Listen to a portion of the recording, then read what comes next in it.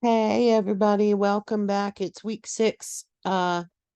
This is an homage to the dear sweet bear who recently enjoyed a day at Magic Kingdom, and I am recording this on the first day of fall. So happy fall, y'all. Let's get started with week 6. We are entering the technical writing portion of the course. And over the next 3 weeks, we're going to be writing very limited and specific technical documents. We're going to do a definition, we're going to do a description, and we're going to do a set of instructions. And you are able to choose any field that you're interested in. I would choose something related to what you want to do for work, which we have explored recently. And any field, any workplace will have technical writing that is related to it. So part of your challenge is to decide what needs to be done in your particular field of interest. So that's what we're working on. We're also learning about research because in the next unit, we're going to be writing our biggest assignment, the formal analytical report. So we are learning about information literacy this week and research, and looking at some sample documents and taking an information literacy quiz. So your 2 assignments this week are the quiz and the first draft of the technical definition.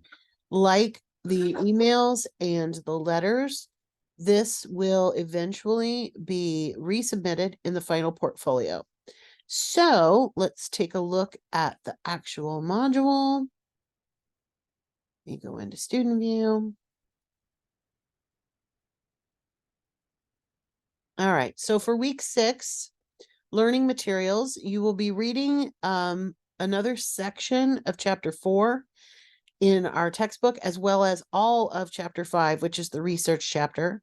I've also got a link here to the sample documents. This is a website that's linked in the textbook, but I put another link here for you because I think it'll be helpful to see the sample documents, definition, those kinds of things. With the other materials, we do have some videos on technical writing. There is a link here above the first video. Make sure that you click on that first. This is from me. So this is where we are talking about how to make choices, because you could conceivably be working on your 3 technical documents that can become part of your formal analytical report.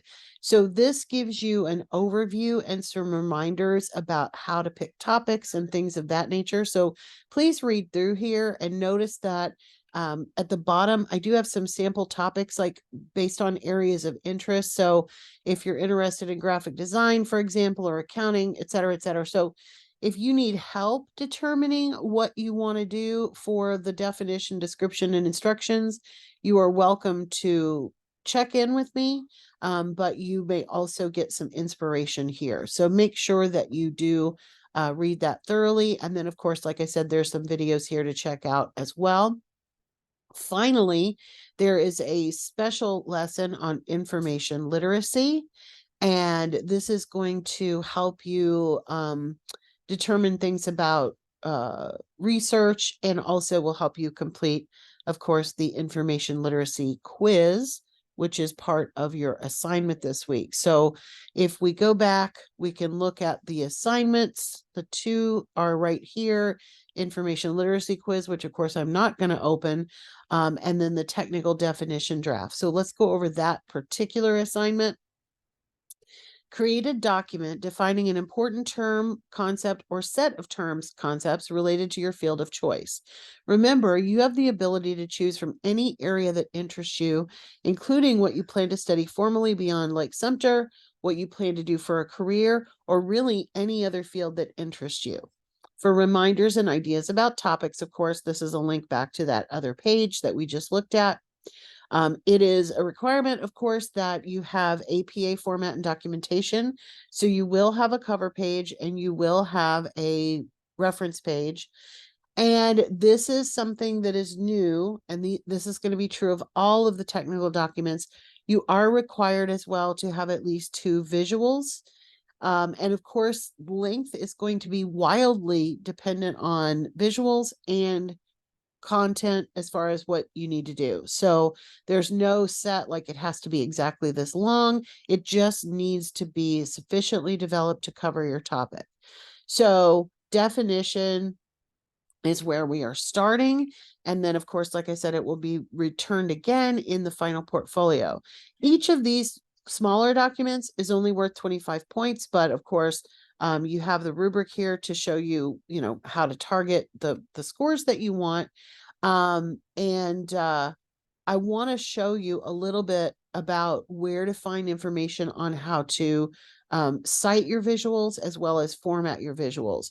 So we're going to go to the library page. So we're going to go to Lake Sumter and /library. We're going to click on the libraries button and we're going to click on the citation center. So in the citation center, of course, you have a whole selection of APA things, including the sample papers. And I've pointed these out to you before, but the reason I want to point it out this time is that the librarians have done a fantastic job of showing what the paper should look like, which includes visuals and things of that nature.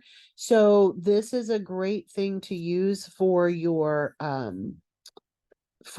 technical documents. It will help you. Now, I've got to share another item here. So hold on one second. All right. So now you will see the Word document. It's got the title page like you're used to. And then for our purposes, what I like about this is that this goes into all the headings and subheadings, and it also shows you how to include visuals. So here's an example of a table, which would count as a visual, and figures are what we call basically pictures.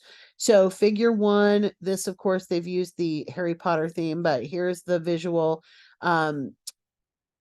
You do not have to take up the whole size of the paper with the visual, but you do need to make sure that every single one of them is numbered and captioned. So you notice that it's figure 1, it's got a title, what is the video, or what is the video, what is the visual of, and then below that you've got the information about it. Let's see, I think there's some more in here that are helpful. Okay, that's the only one that shows a photo, but there's another table at the end. You are required to use visuals in all of your upcoming documents, and you are also required to cite the sources for those. So you will have the citation there in the caption, as well as, of course, that source will be listed on the reference page as well. So these documents are probably not going to be super long, these shorter ones. But if you play your cards right and you put some thought into it, you can conceivably tie all 3 of these shorter documents into what you include for the formal analytical report. It's not just going to be all 3 of these glued together necessarily, but if you choose common theme and a common topic, you may be able to utilize what you've already written as you create the bigger document down the road. So keep that in mind when you're thinking about what to do, because it's going to save you a lot of work in the long run. I can almost talk today. As usual, if you have any questions, please reach out. I am going to be at a conference Monday, Tuesday, and most of Wednesday. So I may not be quite as fast as usual on answering you in the inbox, but I'm available anytime anyway. So I will answer those. Just, maybe have a little extra patience with me this week, just in case. All right. By the way, I'm recording this on Saturday and I'm about halfway through with the feedback on the letters and memos. So look for that in your boxes soon. And of course, turn in your email one, your digital one by tomorrow night when I'm recording this, but it will really be tonight when you're watching it. I don't know. Anyway, by Sunday night. Yay. All right, everybody. Have a great week, first week of fall, and I will see you next Monday.